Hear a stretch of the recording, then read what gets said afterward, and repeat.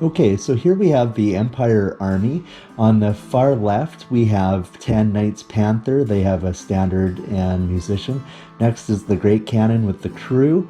In the very front, we have 10 Dwarf Archers, or crossbowmen, I guess. We have a level 3 Mounted Wizard next to him. Behind the Wizard, we have a unit of 15 handgunners, and then behind we have some halberdiers, and to the far right we have I believe it was 25 spearmen. And that is the Empire Army, 1,500 points. Next, we move on to the Dark Elf Army. The Dark Elf Army, in the far back left, we have 5 Dark Riders. Right next to them, 5 Cold One Knights. We have 2 Repeater Bolt Throwers. Next to them, in the front right, we have 5 Shades or Scouts. I'm not sure what their formal term is.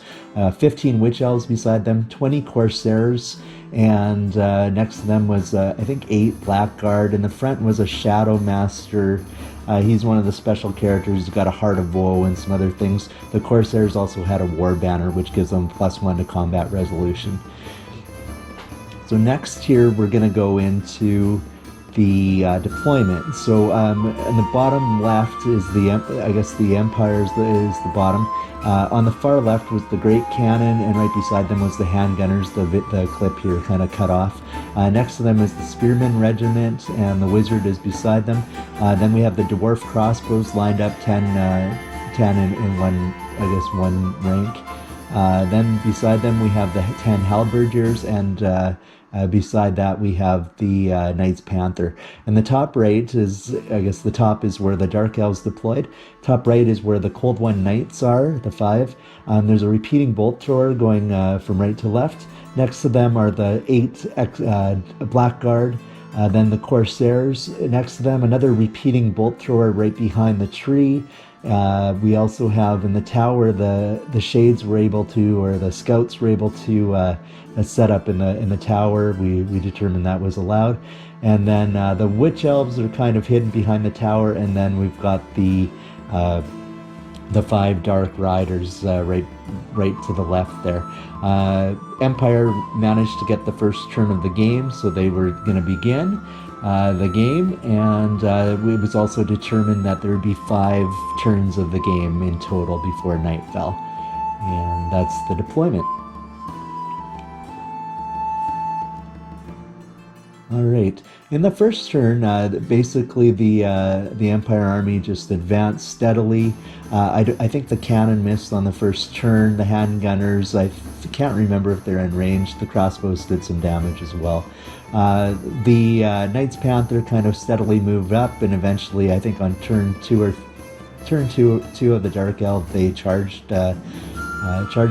Next, we go into the Halberdiers in the middle of the table, kind of advanced and charged. I believe they charged the Blackguard.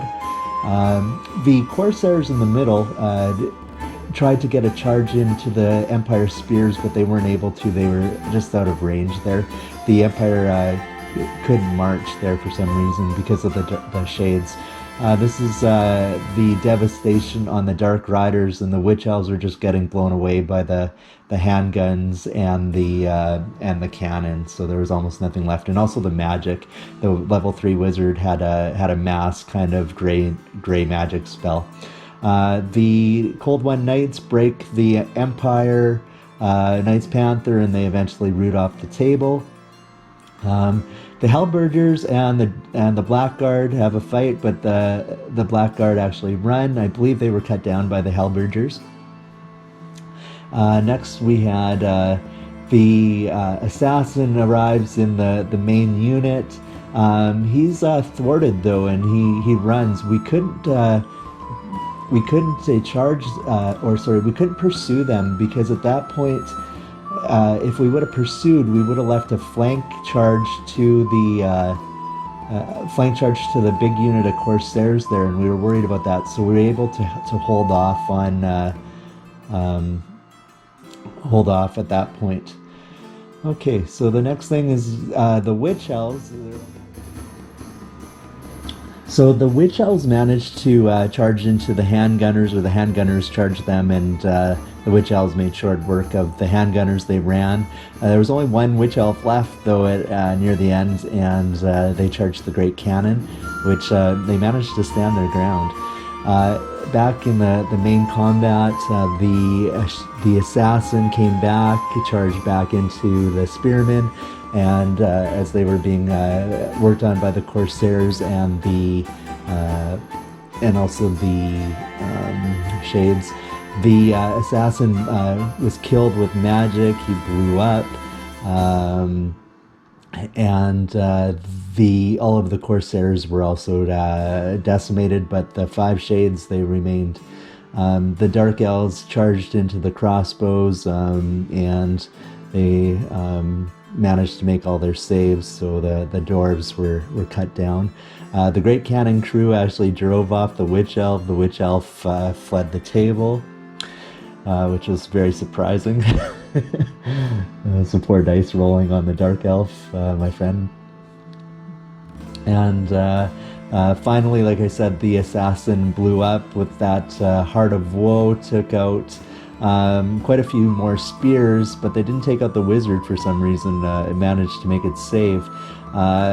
After all the casualties of this combat, because of the lapping round, there was no longer a full rank behind the first, and those 3 shades actually managed to win that combat in the end, which this was the final kind of phase of the game, so the bottom of the 5th, and guess what happened? The Empire, I made my roll for the break test, they won the combat by 1, and they rooted. So in the end, all we had left was the 1 repeating bolt thrower, a great cannon, and the Dark Elf Cold One Knights, and the 3 Dark Scouts, and that was all that was left. Everything else had been kind of torn apart in this very, very bloody 1500 point battle, but it was super fun, and the gray magic was very effective. I can't remember what the spell was. One was could turn a guy into gold, and the other one, it was a gold magic, not gray magic, sorry, spells. So thanks for watching.